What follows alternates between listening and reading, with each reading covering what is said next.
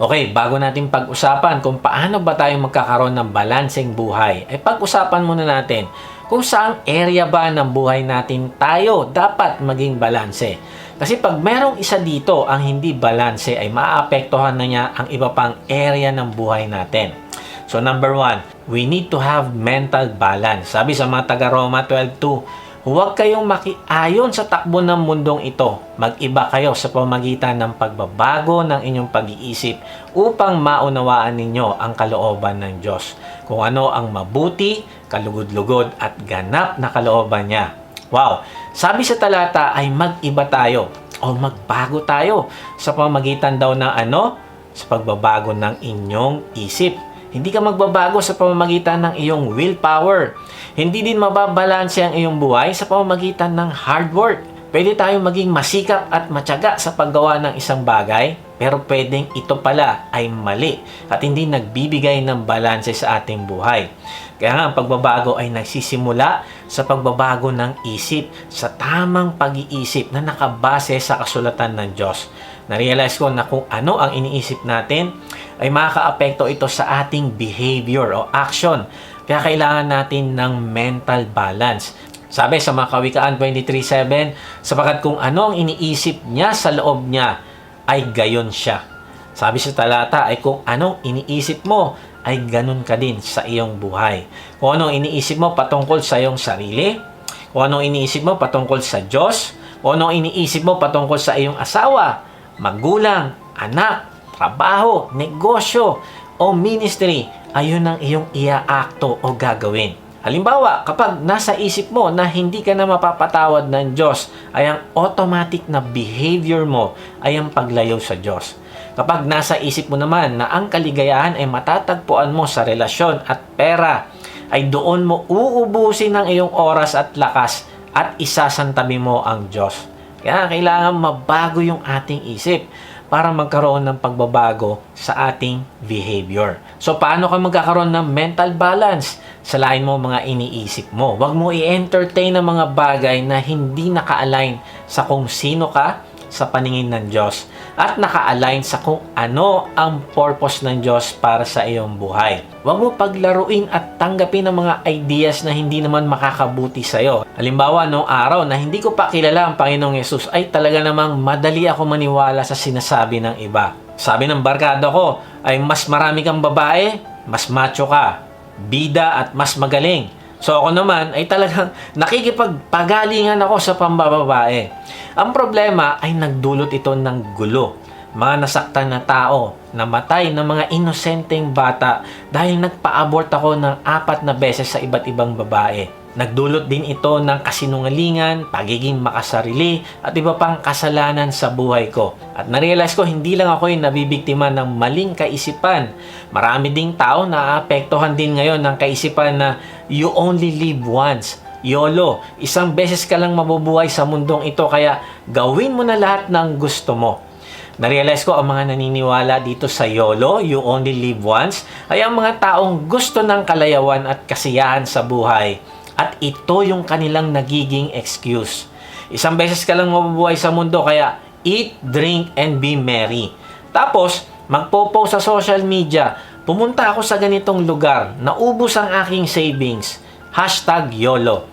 Nakabili ako ng kotseng dagdag sa aking koleksyon. #YOLO. Ang YOLO ay pilosopiya na nagpo-promote na samantalahin mo na ang lahat ng gusto mong gawin bago ka man lang mamatay. Kahit pa yan ay may consequence. Gawin mo na ang gusto mo, now na, at bahala na ang bukas. Pagkakataon mo na ngayon. Grabe. Kaibigan, huwag ka magpaalipin sa mga ganitong kaisipan. Kung totoo ang YOLO, ay hindi na bababa ang Panginoong Yesus para bayaran ang ating kasalanan sa krus. Pero tandaan mo na dahil alam niya ang magiging malagim na kasasapitan natin sa susunod na buhay, ay minabuti niya na mamatay at mahirapan para sa ating kaligtasan. Kaya kailangan nating bantayan ang mga pumapasok sa ating isip. Kung ito ba ay naka-align sa katotohanan na nakasulat sa salita ng Diyos, bago natin ito paniwalaan at isabuhay.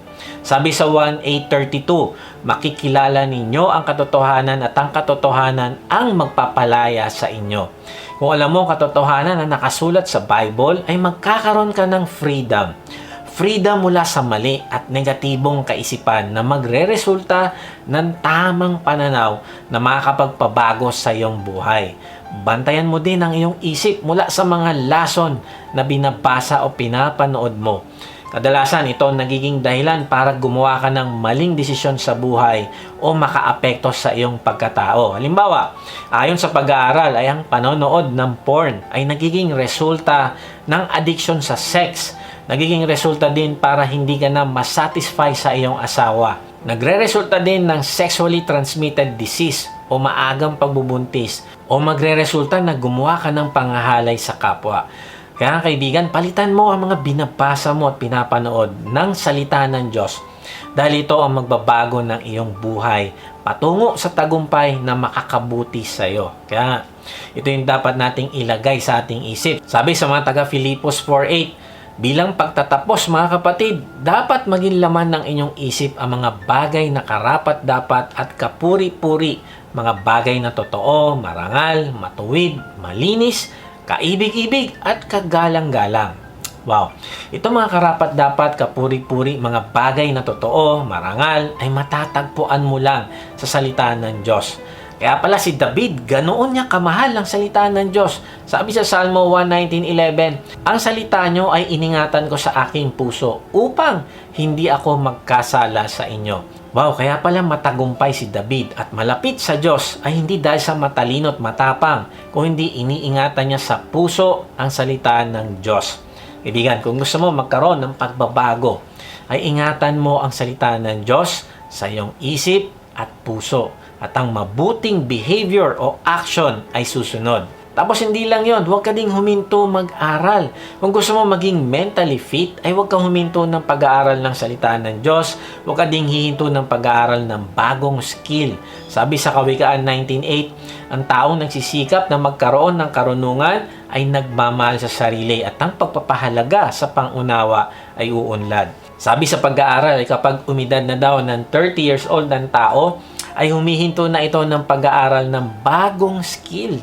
Pero, ito ay kabaligtaran ng nasa talata. Narealize ko na ang pag-aaral ay lifestyle at isang tuloy-tuloy na gawain. Kaya nga, kung mahal mo ang iyong sarili, ay patuloy kang magpalago ng iyong karunungan.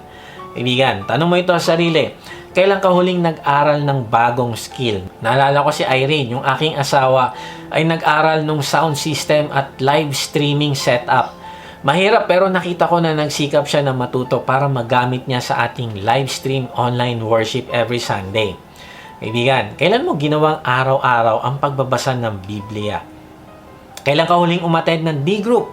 Kailan ka huling umattend ng Biblical Foundation o GLC? Kung hindi mo ito pinapahalagahan at ginagawa ng regular, ay ayon sa talata, ay hindi ka nagmamahal ng sarili.